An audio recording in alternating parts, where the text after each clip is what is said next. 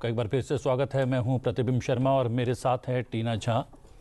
टीना, बहुत व्यस्त रही तुम भी इन 3 दिनों में और लगातार जो है अलग अलग डेलीगेट्स के साथ इंटरव्यू किए। और हम आपको बता दें कि अब से कुछ क्षण पूर्व भारत की मेज़बानी में हुआ 28वां CSPOC यानी राष्ट्रमंडल देशों की संसदों के अध्यक्षों और पीठासीन अधिकारियों का सम्मेलन संपन्न हो गया है। जी टीना। Absolutely, Pratibim. Thank you. And indeed, it's been quite hectic for the Parliament of India to have successfully conducted the largest ever conference of the speakers and the presiding officers of the Commonwealth Framework. We will discuss the importance of this event largely in context of India being the largest democracy, the mother of democracy it's hailed as. But most importantly, the fact that India has once again used this opportunity to send out a message across 2 countries in the global south that we will never close our doors on you when it comes to development cooperation, when it comes to cooperation and evolving through the use of technology, whether it is in upholding the democratic institutions and upholding the democratic values. So we will be discussing in due course of the program about all these aspects with some of the guests who are joining us on the program. Pratibim, introduce the guests. मैं उससे पहले थोड़ा सा brief कर दूं कि सम्मेलन की अध्यक्षता लोकसभा अध्यक्ष ओम बिरला ने की और उन्होंने सम्मेलन के सभी प्रमुख सत्रों की अध्यक्षता भी की और वो CSPOC की स्थायी समिति के चेयरमैन रहे। लोकसभा अध्यक्ष ओम बिरला ने सम्मेलन की सफलतापूर्वक अध्यक्षता की और अंत में CSPOC की स्थायी कुर्सी यानी कि चेयर ब्रिटेन के हाउस ऑफ कॉमन्स के स्पीकर सर लिंडसे होयल को सौंप दी और अब 29वां CSPOC ब्रिटेन में होने वाला है। जैसा कि टीना ने कहा कि विशेषज्ञ मेहमान हमारे साथ स्टूडियो में भी मौजूद हैं और वर्चुअली भी जुड़ने वाले हैं। Rajiv Nayan ji, professor Nelson Mandela centre for peace and conflict resolution JMI New Delhi और पूर्व रिसर्च एसोसिएट MPIDSA हमारे साथ स्टूडियो में मौजूद हैं। और साथ में हमारे साथ प्रोफेसर तनुजा सिंह भी हैं, विभागाध्यक्ष हैं राजनीतिक विज्ञान और dean FSUS doctor BR Ambedkar विश्वविद्यालय नई Delhi. Srikanth Kondapalli, professor centre for east Asian studies SIS JNU, वो हमारे साथ वर्चुअली जुड़े हुए हैं। आपका भी बहुत बहुत स्वागत है। राजीव जी, 3 दिन का व्रत आयोजन और व्रत आयोजन में न केवल जो है लोकतांत्रिक मूल्यों की बात हुई, तकनीक को भी समाहित किया। कितना महत्वपूर्ण रहा ये पूरा सम्मेलन और आयोजन? बहुत ही महत्वपूर्ण रहा। देखिए, जनतंत्र है, एक हमारी जनतांत्रिक परंपरा है, इसमें शायद कोई 2 मत नहीं हो सकता है। लेकिन इस जनतांत्रिक व्यवस्था का संचालन कैसे किया जाए, यह काफ़ी आवश्यक होती है। और भारत अपने जनतांत्रिक पद्धति में क्या क्या उन सारे विषयों को रखता है और कैसे रखता है, निश्चित ही हमें आशा है कि उस पर चर्चा हुई होगी। और भारत बहुत दिनों से इसमें सक्रिय रहा इस फोरम में, और इस फोरम में सक्रिय होने के साथ साथ वह जानता है कि हमारे बाकी देश, कॉमनवेल्थ के देश क्या चाहते हैं। और वहाँ की संसद, चाहे उनका नाम कुछ हो, प्रणाली संसदीय कही जाती है, नाम अलग अलग हो सकते हैं, उन सारे प्रणाली में क्या क्या विषय रखे जाते हैं, किस तरह से। देखिए, जनतंत्र है, एक तरफ तो बड़ा व्यवस्थित भी रहता है, कभी कभी अव्यवस्थित भी रह जाता है। तो इस अव्यवस्थित जनतांत्रिक प्रणाली को, परंपरा को कैसे व्यवस्थित करें, निश्चित ही उस पर बातचीत हुई होगी। जो विश्व की जो चुनौतियां हैं, जिसमें कुछ बयान भी सामने आए, कुछ नहीं भी आए, कुछ अंदर चर्चाएं चली हैं, तो इन सारी चर्चाओं में भारत ने अपनी सोच रखी, अपनी समझ रखी। और एक बात जिसे प्रधानमंत्री ने बड़े चुटकी लेते हुए कहा कि ये सारे जो अधिकारी होते हैं, जो प्रिजाइडिंग ऑफिसर, चाहे स्पीकर होते हैं, सभापति होते हैं, उन्हें कम बोलना रहता है लेकिन दूसरे ज़्यादा बोलते हैं। तो ये देखिए, यह एक इसे विशेषता भी माना जाना चाहिए और इसे कला भी माना जाना चाहिए कि आप केवल व्यवस्थित कर रहे हैं, लोगों को बोलने का अवसर दे रहे हैं, कौन क्या बोले और कितनी देर तक बोले, उसकी एक बैठ रहती है, एक प्रोसीजर जिसे हम कहते हैं, एक व्यवस्था रहती है। उसको कैसे लाएं, किस तरह से, जहाँ पर जो दलगत राजनीति जहाँ होती है, जहाँ जो पार्टी सिस्टम जहाँ कहते हैं, उस पार्टी सिस्टम में प्रोपोर्शन के आधार पर ही आवंटन होता है कि कौन कितने समय बोलेगा, तो उस समय की क्यों के उसके पीछे क्या रेशनाल है।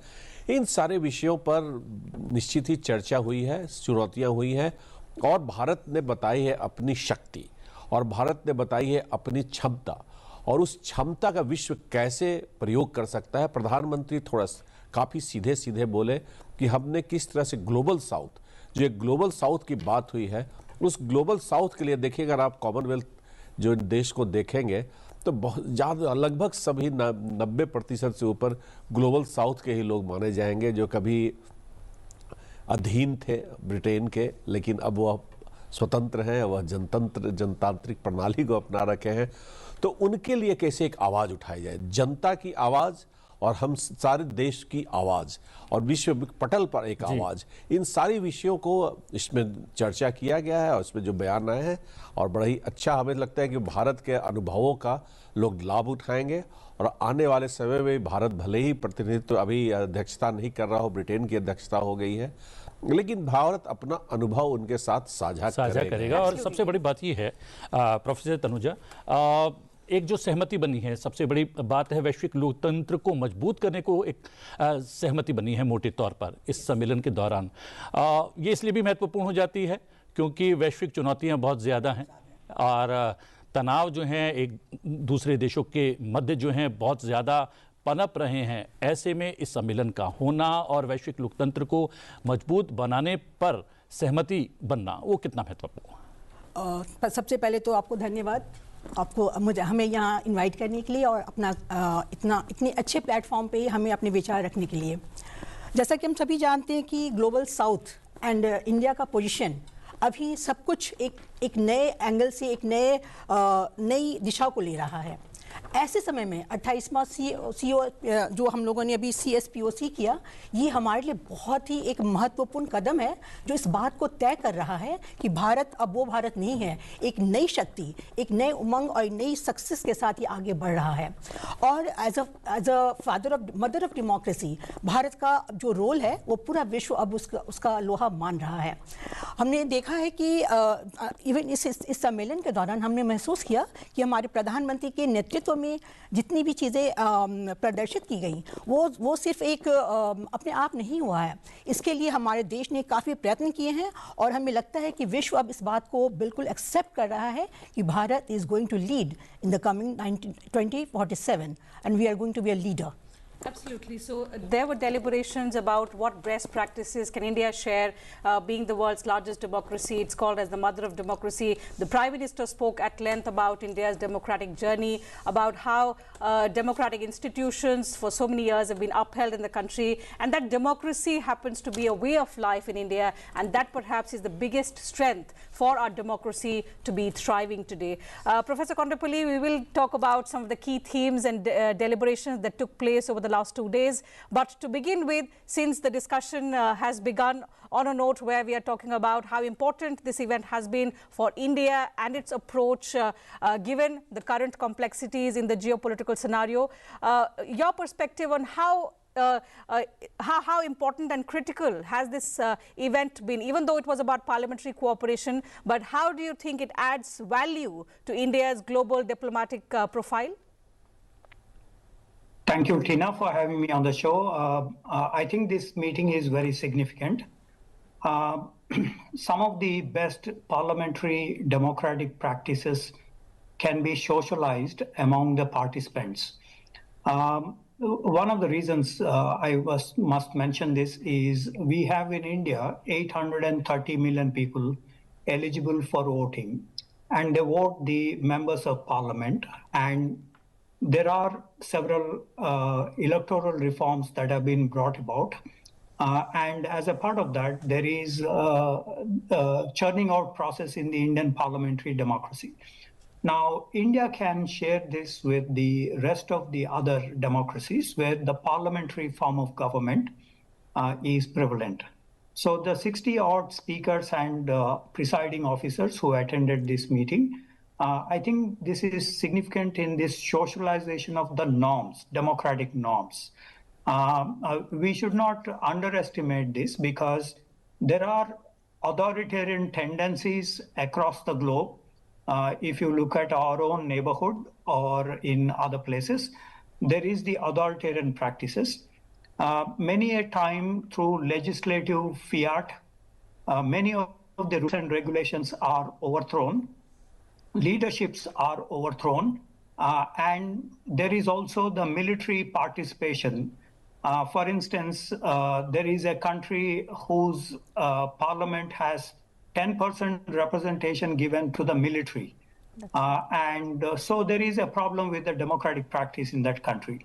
And if that country says we will export that model of governance, I think India and the other parliamentary democracies should stand up and introduce these, because in India we have this one person, one vote, and finally these are elected. The members of parliament are elected.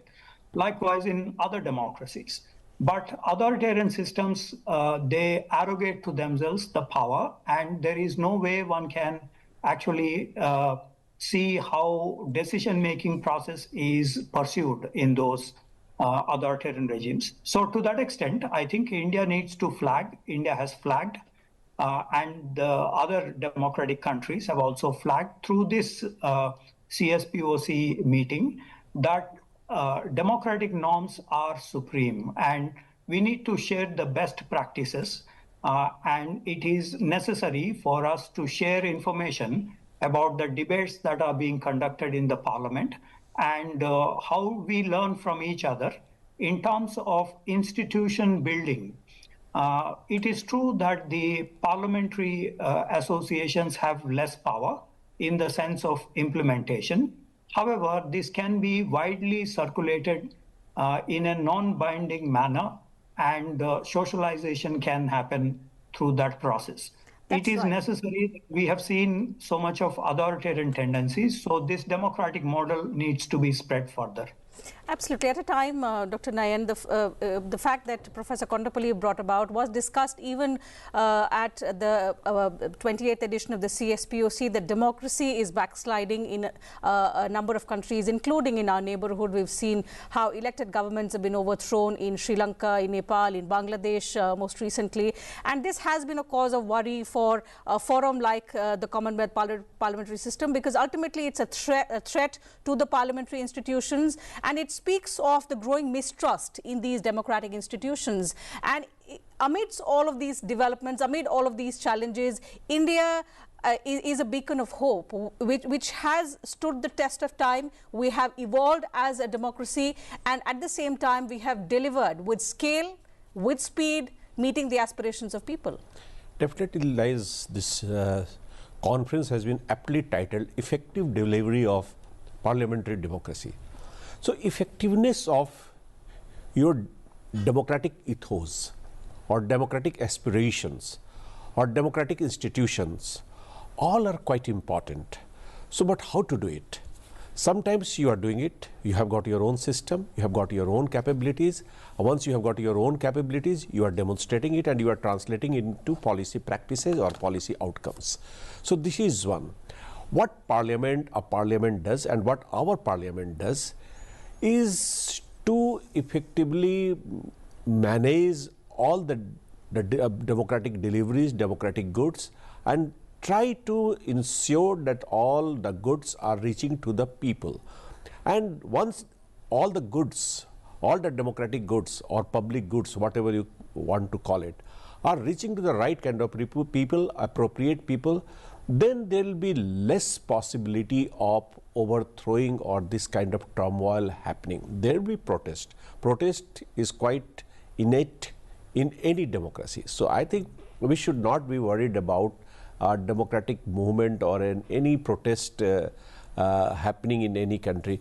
But what is happening in our neighborhood, I will not call it a democratic protest. It is quite well conspired move to overthrow properly or democratically elected regimes. Some deep states are involved, and these deep states are not coming from the global south. They are coming, we all know, from some developed country, the deep states. So once we sit in this kind of forum, so then all of us can share our practices, or we can share our fears, we can share our apprehensions, and we can work together to ensure that this kind of incident does not happen in any of the newly liberated democracy, those who are deep countries which are Professor, just decolonized. Wouldn't you agree that when democracy doesn't deliver, there is discontent, there is mistrust? So you leave out a vacuum that perhaps the external forces or the deep state then takes advantage of. The fact that when you meet the aspirations of people, when you are evolving with time and you're trying to keep the people of the country happy, bringing in timely reforms, perhaps focusing more on what matters to the people, is something that also has given strength to the manner in which India's democracy has flourished over decades. Professor Singh, to you. Yes, I do agree with you. Democracy is a government which is ruled by the people only, and it has to come up to the expectation of the people. And since we are in parliamentary democracy, we know that all the parliamentarians are there just to fulfill the requirements and the development of our country. So whenever if they don't come up to the expectation, or if they are not they're not abided by the constitution, or if they do anything wrong which is not which should not be accepted, people do protest. And this is why it's happening in other countries.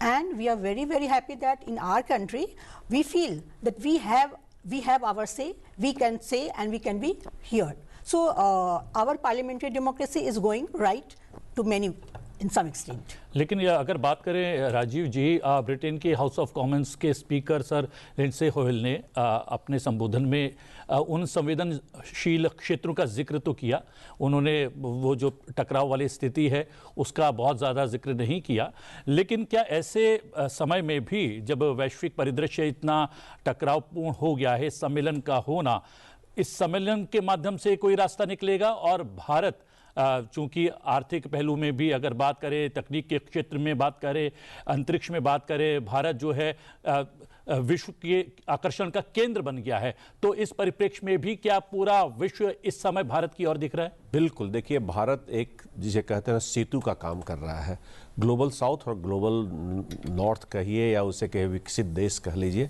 लेकिन परेशानी कभी कभी होती है कि ये जो विकसित राष्ट्र हैं वो जब उनके ऊपर कोई भी बात आती है तो वो कोई भी कदम उठाने में नहीं हिचकते हैं, किसी पर सीधे सीधे आक्रमण करते हैं, मिलिट्री इंटरवेंशन करते हैं। लेकिन जब दूसरा अपना कभी कभी अपने सुरक्षा का या किसी तरह से कोई कदम उठाता है तो उन्हें कहीं न कहीं, जैसे फाइव आई जैसे कंट्री है, उन्हें कहीं परेशानी होने लग जाती है जब आतंकवाद का मामला होता है। लेकिन चलिए, इन सब जो मतभेदों के बीच कहीं न कहीं एक रास्ता जो कि भारत की जबरदस्त जनतांत्रिक एक जिसे कहेंगे प्रणाली कहिए, जनतांत्रिक संस्कृति के अंदर निहित है, वह है कंसेंसस बिल्डिंग का। देखिए, जनतंत्र में तो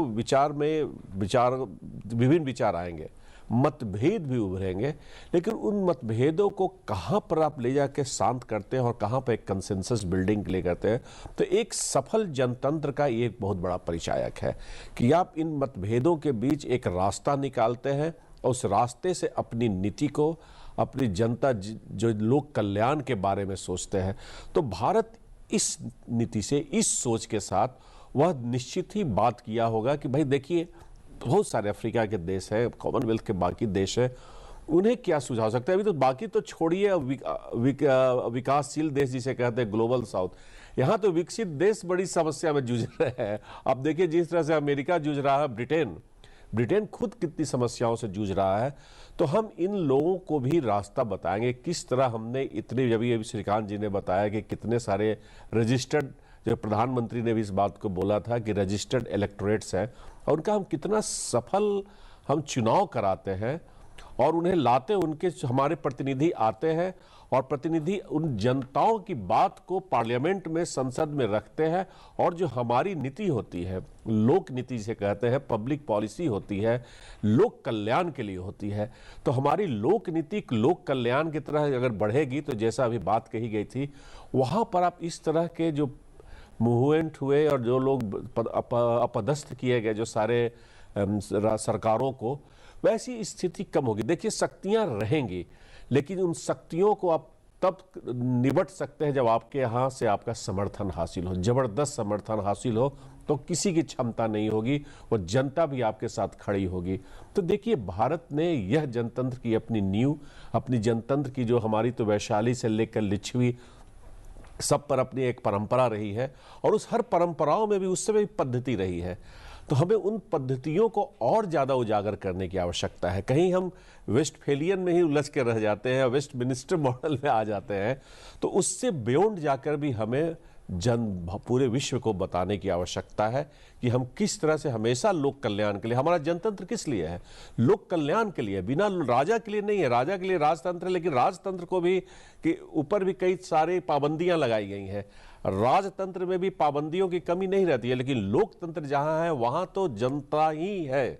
जब मैडम ने कहा for the people and by the people. In fact, this message has been so well received among the delegates through the last 2 days. I happened to interact with dozens of speakers and presiding officers of a number of these countries, small and big, because Commonwealth is all about democracies which are diverse in nature, which have different contexts, which operate in different perspectives, but they're united by a common purpose. That's perhaps is the main objective of the Commonwealth, and they were blown away by the numbers that the Prime Minister put across in his inaugural speech about the scale at which India's democratic institutions function and the manner in which the governance has evolved, keeping the citizens at the center of it all.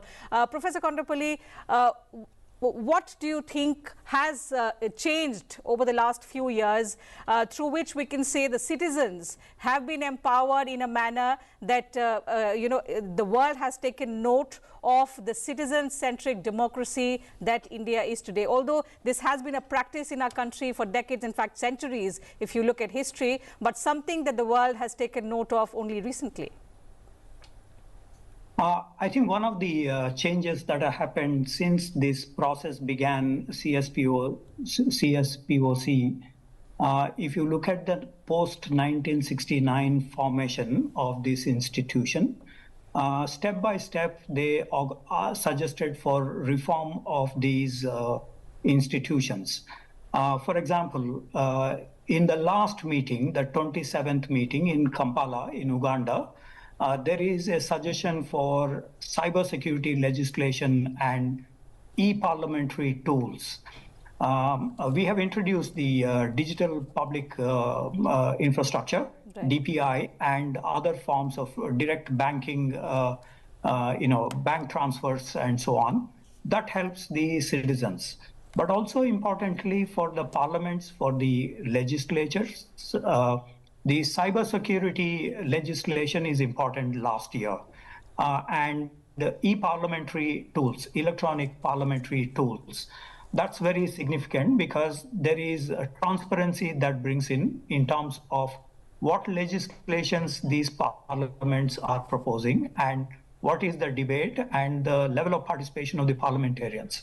The second reform that has come about is in the last year's Kampala meeting is the climate change and adhering to the Paris Agreement of 2015, December 2015, where there was a suggestion that the industrialized West will put up $100 billion and then this will be used for the climate change. For example, persuading South Africa from giving up its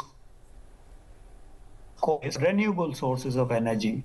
However, of course, there is a problem that happened and that created some issues. The 26th CSPOC meeting in Australia, at that time, South Africa suggested to more effective legislations, basically in terms of the legislative oversight and ethical standards for the speakers.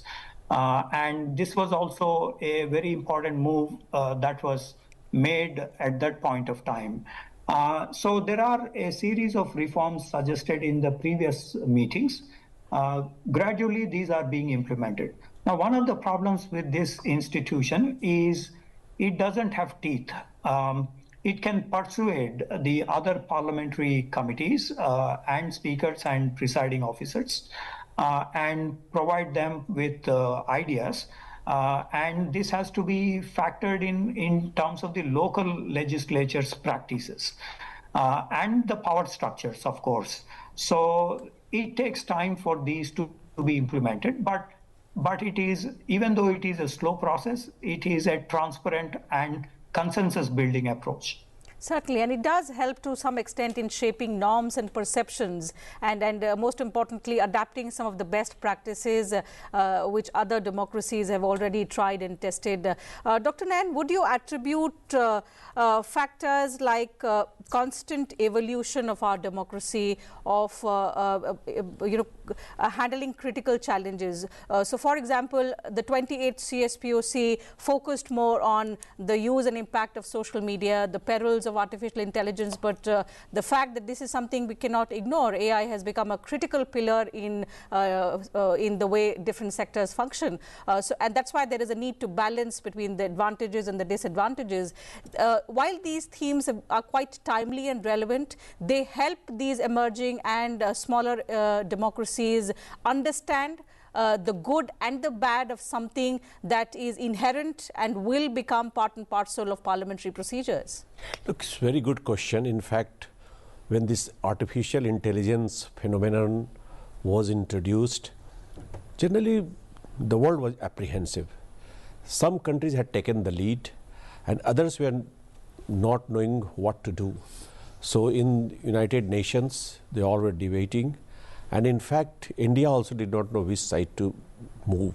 But our Prime Minister made a very bold step and he joined the alliance of artificial intelligence. And generally that alliance consists of the developed countries, or you can say the Western countries. So he knew that instead of just castigating aspersions on any technological development, you may not succeed in taking or reaping the benefit or harvesting the benefit of it. So this is a technology. If you don't make use of it, then you will suffer. So that bold move is really now yielding benefits, yielding results. And all aspects of life are being touched by this artificial intelligence revolution, I would say. One may disagree over the name, whether intelligence could be artificial, that's a different thing. But what we generally understand by artificial intelligence is higher degree of automation, data, and sensors, and plus other technical support. So why it is important?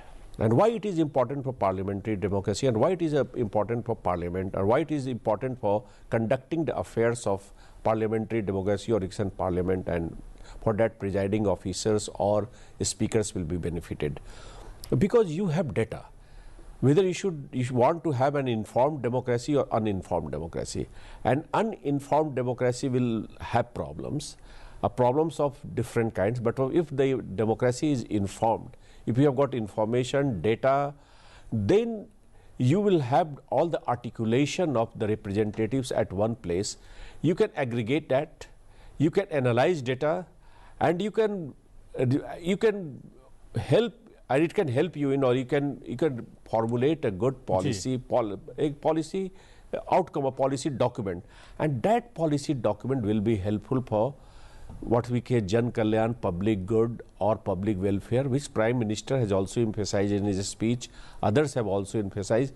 So for public welfare, for public goods, you can use technologies. I think in this forum or during this occasion, all discussed about it, how to use the technologies which could be useful in having an informed democracy, or having a purposeful democracy, or having our delivering, it's a last mile, what Prime Minister said, last mile delivery.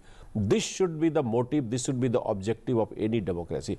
If you are not able to do last mile delivery, then there will be problems. So I think the use of technologies, you may have principles, but your principles may not be fructified, may not be actualized. So you'll have to have process also. Democratic institutions are important. So all these institutions are important. And just now someone talked about committee system. Committee system in fact help you in balancing between specialization and general interest. So I think we have evolved all this kind of institutions, processes, and that could be highly useful for them. सबसे महत्वपूर्ण बात यह है कि कुछ विषय सम्मेलन के भीतर रखना, उन पर चर्चा करना, लेकिन उससे पहले उन बिंदुओं पर कार्य शुरू कर देना वो महत्वपूर्ण है और भारत ने ऐसा कर दिया है। भारत की संसद ने ऐसा किया है, एआई का इस्तेमाल शुरू किया है, 22 अलग अलग भाषाओं में अनुवाद मिल रहा है, रिकॉर्ड समय पर मिल रहा है, जो संसदीय प्रक्रिया से जुड़े हुए दस्तावेज हैं वो उपलब्ध हो पा रहे हैं। तो भारत ने इस क्षेत्र में भी पहल शुरू कर दी है और एक डिजिटल प्लेटफॉर्म ऐसा है कि 22 विधानसभाएं जो हैं एक डिजिटल प्लेटफॉर्म से जुड़ी गई हैं। तो भारत एक नेतृत्वकर्ता के रूप में भी इस सम्मेलन के दौरान सामने आया है। क्या कहना है आपका तनुजा जी? यस, मैं भी अग्री कर रही हूँ। हमारे प्रधानमंत्री जी की जो दूरदर्शिता है और जैसा कि हम देख रहे हैं कि आने वाला समय no one can abstain from AI. आने वाला समय एआई का है, it's going to be digital world. So हमारे यहाँ जो प्रयत्न किए जा रहे हैं और प्रधानमंत्री जी के नेतृत्व में जितनी चीज़ें हुई हैं ये बहुत ही वी डू अप्रिशिएट इट। और ये actually AI is one thing जो कि it's a loaded gun, it can be use for protection also, it can destroy also. So बहुत ज़रूरी है कि इनको एआई को हाउ टू यूज़ इट, हमें बहुत ज़रूरी है कि इसको एक नैतिकता के साथ यूज़ किया जाए। और आने वाले समय में everything everywhere is going to be a world totally control by AI. So India का जो पोजीशन है और इंडिया का जो दूरदर्शिता है आने वाले समय में ये प्रूव कर देगा कि हम इस क्षेत्र में बहुत ही आगे रहे हैं और बहुत ही सफल रहे हैं। In fact, this discussion, I happened to speak to the Secretary General of the Commonwealth Parliamentary Association earlier in the day, and he said it was the session on the use of social media, the advantages and the disadvantages of artificial intelligence, especially in parliamentary procedures, perhaps which garnered a lot of attention within the deliberations in the session that took place. It's because India has walked the talk, as my colleague Pratibim rightly said, simultaneous interpretation, simultaneous translation. The Prime Minister spoke about use of AI in documentation, which is going to be extremely essential for a country which is linguistically so diverse, and we believe in reaching to the last mile. So even if it's about access to information, we want to pertain to as many people as possible, even if it is in different languages. So that effort has worked, and perhaps that's why we are now in a position where we can share these best practices. We can share the impact of this use of technology with parliaments across the world. We began doing so at the Commonwealth Parliamentary Forum, but we can take it to other global fora as well. Professor Kondavalli, since we are discussing social media, not to take away from the efforts and the hard work which our diplomats put in traditional diplomacy, but how do you think social media has impacted or helped or given an advantage to India's diplomatic outreach, particularly when we talk about our development cooperation? This is something that the world has begun to take note of. So how has social media, let me put it that way, aided the work of the diplomats? Substantially. When you look at many of the crisis situations, for example, when the Russia-Ukraine conflict began, the security of Indian students became the priority. When you look at the pandemic, there is a lot of buzz on the social media networks and several suggestions, misinformation as well, which needs to be countered in these social networking sites, which was done during those days. There are a lot of rumors that were spread during the pandemic about so many practices, healthcare related aspects. So the social networking sites are very important for that purpose, and instant information sharing through many of these are useful in getting the latest information, even though there is also the problem of misinformation and so on. I wanted to bring in the experiment conducted by the Himachal Pradesh. After, I think about 7 or 8 years ago, there was a suggestion for National E-Vidhan, NIVA, and 740 crore rupees was spent on that. Much practices, legislations, etc., were digitalized. And parliamentarians then had access to this E-Vidhan, National E-Vidhan documents and others. they can raise questions. They can also put it up in the, get the information on various issues, because we lack, unlike in other more mature parliamentary countries, we lack research units for the parliament members to work on specific professional, subjects and provide inputs to the respective parliament members so that they can raise these issues in the parliament in terms of there was a practice that was made some 8 years ago, 2018, I'm forgetting, but used in digitalizing the records. And so also the dispersal of these in the insights, so that everybody else is also educated on these practices. So that's right. It's very important. Technology has been a game changer in the manner in which most departments function, Professor Tanuja. Even in context of parliamentarians, we've seen how use of different technological tools have brought parliamentarians and the parliamentary procedures. It's made it more accessible to people, brought it much more closer to people, especially in context of social media. I asked Professor Kontapalli about how it's aided the diplomatic efforts, but how has it had a positive impact on the parliamentarians in the Indian context, but also in times of crisis? How do you look at our public representatives reaching out to people in no time? Yes, media is considered as the fourth pillar of democracy. So the role of media is very, very high.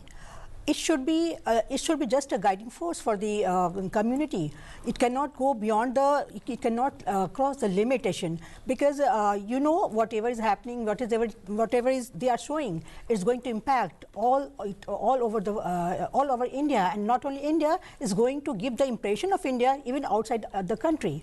So I feel that the role of media is very, very important, and it's very important that they should take the responsibility for the development of the country, and also for the protection of India as a country which has done from the very beginning as a guiding force for democracy.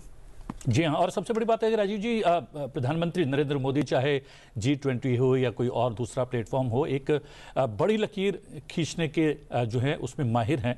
उसमें हमने देखा कि one world one grid जो है लेकर आए, और उस पर काम भी शुरू हो गया है वैश्विक तौर पर भी। इस सम्मेलन की शुरुआत में ही जब शुभारंभ कर रहे थे केंद्रीय कक्ष में प्रधानमंत्री, वहाँ पर उन्होंने ओपन सोर्स टेक्निक की बात की है, एक डिजिटल प्लेटफॉर्म जो कि सभी राष्ट्रमंडल देशों को जोड़ेगा। वो कितना महत्वपूर्ण है? देखिए, एक तो डिजिटल इंफ्रास्ट्रक्चर की जो हमने बात कही और हमने जो प्रयास किया, तो वो लगातार चल रहा है। यह डिजिटल इंफ्रास्ट्रक्चर क्यों महत्वपूर्ण ज़्यादा है? यह महत्वपूर्ण इसलिए है कि अभी तक माना जाता था कि हाई टेक जो ट्रांजैक्शंस होगा वह कुछ विकसित राष्ट्रों की ही धरोहर है और उनकी ही दादागिरी है, लेकिन हमारे देश ने साबित किया कि एक उभरता हुआ भी कह सकते हैं, या विकसित राष्ट्र कह सकते हैं, या ग्लोबल साउथ कह सकते हैं, वह इसका कैसे भली भांति प्रयोग कर सकता है। और प्रधानमंत्री ने अपने भाषण में यह भी कहा कि किस तरह से हम लार्जेस्ट यूपीआई के यूजर हो गए हैं, और यूपीआई प्लेटफॉर्म, डिजिटल प्लेटफॉर्म हमारा है, विश्व भर में सबसे ज़्यादा है।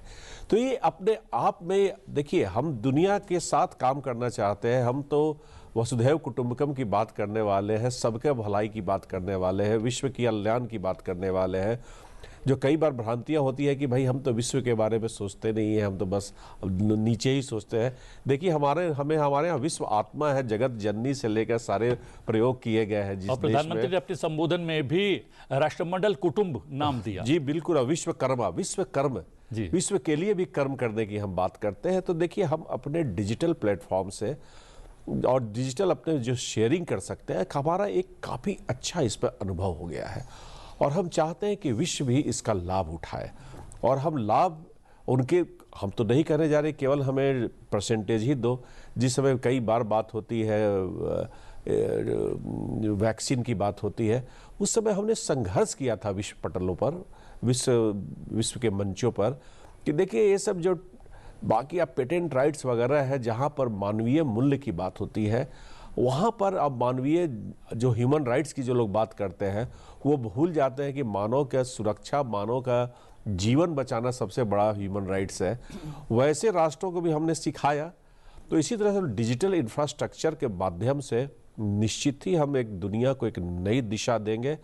और साथ ही साथ देखिए, टेक्नोलॉजी आ जाने से एक जब बात होती है वेलफेयर की बात होती है, जो जन कल्याण की बात होती है और नीतियों की बात होती है, तो एक बड़ा शब्द बहुत जल्दी ही जुड़ जाता है, वह है भ्रष्टाचार। अब विशेष करके विकसित राष्ट्रों के में खास करके आता है, विकासशील राष्ट्रों की, क्षमा करेंगे, विकासशील राष्ट्रों में, ग्लोबल साउथ में जिसे कहते हैं। तो देखिए, ऐसे में जहाँ तकनीक का उपयोग से बहुत सारे भ्रष्टाचार से बचा जा सकता है, विकास की दूरी को तय की जा सकती है और वैसे कई चीज़ों को आप आगे बढ़ा सकते हैं। और ट्रांसपेरेंसी, जो अभी थोड़ी देर पहले पारदर्शिता की बात की जा सकती है। और जनतंत्र का जो कोई भी, अभी हमारे पीठासीन अधिकारी बैठे हुए हैं, पीठासीन अधिकारी का क्या कर्तव्य रहता है कि जो जन की बात है, जन की जनगणना ही नहीं, जनगण भी वहाँ पर रहे और जन की वाणी भी वहाँ तक पहुँचे, जिससे कि जन नीति में परिवर्तित किया जा सके। और जन नीति में परिवर्तित करने के लिए देखिए, जितने तंत्र हो सकते हैं जन के, उन सब का प्रयोग होना चाहिए। तो देखिए, ये हमने दुनिया को हो सकता है सीख के जाए, बताए। प्रधानमंत्री जी ने कहा किस तरह से हमारा कितना बड़ा रेलवे नेटवर्क है, किस तरह से हमारा स्टार्टअप्स काम कर रहे हैं। तो अब हर तरह से दुनिया को मदद करने के लिए तैयार है। और इस जो मंच के माध्यम से हमने यह संदेश दिया, अभी बात टीना जी ने कही थी कि जैसे G20, अब उसके पहले हर एक मंच से हम एक संवाद करते हैं। हम संवाद करते हैं कि हमारी क्षमता जो है, उस क्षमता का हम विश्व कल्याण के लिए किस तरह कर सकते हैं। ऐसा नहीं कि हम ढिढोरा पीटते हो, तो बात जरूरी है। हम बताते हैं कि हमारी ये क्षमता है, देखिए अब हमने ये किया। और एक विश्व किसी के लिए भी, जैसे हम 1947 में आज़ाद हुए और उसके बाद हमने कितनी तेज़ी से, जैसे उन्होंने स्पीड वगैरह सब की बात की है, अगर उसको देखेंगे उस सारे बातचीत में, तो यहाँ बात की किस तरह से स्पीड से आप डिलीवर करते हैं। अगर आप तेज़ी से नहीं डिलीवर करेंगे, चीज़ों को धीमे धीमे करेंगे, तो जन आक्रोश होगा। और जनतंत्र के लिए जन आक्रोश अच्छी बात नहीं है, चाहे किसी के लिए हो। तो आपको स्पीडी डिलीवरी भी चाहिए, लास्ट माइल डिलीवरी वो भी तेज़ी के साथ होना चाहिए। तो इन सब में हम कैसे आगे बढ़ रहे हैं, ये हमने प्रस्तुत किया है, विश्व को बताया है। और देखिए, कॉमनवेल्थ के राष्ट्र के जो पीठासीन अधिकारी भी अपनी बात अपने यहाँ जाकर अपने अधिकारी, जो रिप्रेजेंटेटिव्स, जो अपने प्रतिनिधियों को बताएंगे और निश्चित ही कुछ अच्छा रास्ता हम निकलने की I think that's the hope, Pratibim, because, you know, even though, as Professor Kondapalli rightly mentioned in the beginning, that these discussions and deliberations are largely consultative. You do not expect concrete, tangible outcomes. But the fact that it's been held in India, the participation, the grand level at which it's been conducted, it's been the largest ever CSPOC in the history of its forum. And most importantly, when the world's largest democracy shares its experience, its diversity, its strengths with you, it does shape the manner in which you conduct parliamentary proceedings back home. There are learnings that you take back home, and that perhaps is the key objective of events like these. जी हाँ, और इसी दौरान जो है भारत की मेजबान में हुआ 28वां CSPOC यानी कि राष्ट्रमंडल देशों की संसदों के अध्यक्षों और पीठासीन अधिकारियों का सम्मेलन संपन्न हो गया है। और अध्यक्षता लोकसभा अध्यक्ष ने की इस पूरे सम्मेलन की। उन्होंने सम्मेलन के सभी प्रमुख सत्रों की अध्यक्षता भी की।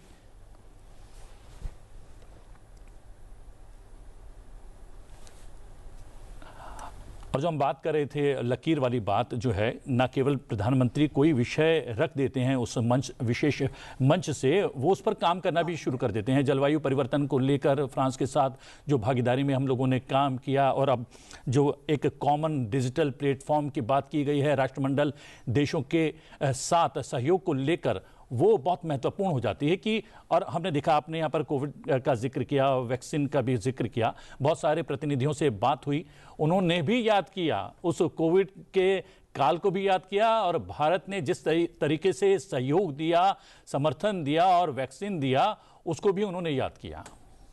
बिल्कुल राजीव जी। हाँ जी, बिल्कुल, निश्चित ही। देखिए, हमने एक नई परिभाषा देने का प्रयास किया है पूरे विश्व पटल पर कि देखिए जो पुराना केवल हम गाली गलौज नहीं करते हैं, जो पहले होता था कि भाई चलिए प्रोटेस्ट कर दिया, किसी प्लेटफॉर्म पर जाकर हम प्रोटेस्ट करना शुरू करते हैं, विरोध करना शुरू करते हैं, जो भी कोई लाया। हमने एक बड़ा ही सकारात्मक, एक कंस्ट्रक्टिव अप्रोच अपनाया है, और चाहे विज्ञान के क्षेत्र से आ रहा हो अप्रोच आ रहा हो, या आप इसे देखिए संस्कृति के क्षेत्र से आ रहा हो, राजनीति के क्षेत्र से आ रहा हो, हर एक क्षेत्र, आर्थिक क्षेत्र से आ रहा हो, हम एक विश्व को नई परिभाषा से आगाह करा रहे हैं। हम कह रहे हैं कि देखो वो क्या देंगे, हम आपस में मिलकर भी बहुत कुछ कर सकते हैं। हमें दूसरे के सामने हाथ फैलाने की आवश्यकता नहीं, साझा शक्ति से हम बहुत ही उपयोगी वस्तुओं का निर्माण कर सकते हैं, जिससे कि जनतंत्र को निश्चित ही फायदा होगा, जनता को फायदा होगा। और जो जनतंत्र के लिए अभी जो खड़े पीठासीन अधिकारी थे, वो अपनी बात, जैसा भी टीना जी ने कहा कि वो जाकर बताएंगे। देखिए रिकमेंडेटरी तो हर चीज़ होती है, असली तो एग्जीक्यूटिव किसी भी चीज़ों का जो वहाँ का निर्णय लेता है। लेकिन कई बार ऐसा होता है कि उन जो बातें शेयर करते हैं, अब जैसे हमने बात की थी कमेटी में जो एक्सपर्ट्स आते हैं, तो एक्सपर्ट्स क्या करते हैं, वो एक दिशा प्रदान करते हैं, कहते हैं कि देखिए ये जो आपका समस्या है, इसके समाधान के ये सब उपाय हैं, और आप देखिए इसमें कहाँ गैर जनतांत्रिक नज़र आ रहा हो, कहाँ जनतांत्रिक नज़र आ रहा हो। तो इस तरह की बातें हम करते हैं उन सारे विषयों पर। हम इसलिए डिजिटल प्लेटफॉर्म से भी लेकर, अब देखिए जीवन के किस पहलू में नहीं डिजिटल प्लेटफॉर्म आ रहा है, और उसमें एक और जो विषय उभर के आ रहा है सेमीकंडक्टर का, उसमें बहुत और ज़्यादा विषय आ रहा है रेयर अर्थ मटेरियल्स का। तो अभी पूरे की दुनिया में क्राइसिस आ रही है, जो अभी पूरे के पूरे जो जनतंत्र में पूरे हर जगह विश्व में खतरा है कि किस तरह से हम साझा करें इन तकनीकों का, इन मटेरियल्स का। कोई राष्ट्र मिलकर यहाँ पर समस्याएं पैदा करना चाह रहा है, तो इन समस्याओं से कैसे सुलझे। तो देखिए सेमीकंडक्टर से लेकर हर एक पर, जो कि डिजिटल इंफ्रास्ट्रक्चर की नींव है, और इस संक्रमण के काल में जब एक तरफ कई तरह के युद्ध चल रहे हैं, वैसे में भारत निश्चित ही एक आशा की नई किरण है, और वह आशा की किरण केवल डिजिटल ही नहीं, हर एक क्षेत्र में लेकर आने का प्रयास कर रहा है। किस तरह से जनतांत्रिक पद्धति से इन सारे विषयों पर आगे बढ़ा जा सकता है, किस तरह से, जैसे आपने अभी बात कही कि जलवायु परिवर्तन जिस पर भी हम आगे कार्य कर सकते हैं, किस तरह से हम कार्य कर सकते हैं कि जो समस्याएं दुनिया भर में उभर रही है उससे हम निपट सकते हैं, और जिसका कि बहुत कुछ परिणाम, जिसे हम बार बार बोल रहे हैं कि जन कल्याण के लिए होगा, जनतंत्र के लिए होगा। जनतांत्रिक पद्धति निश्चित ही उसे सुनिश्चित करेगी कि यह आगे बढ़ता जाए। जी हाँ, और इस बीच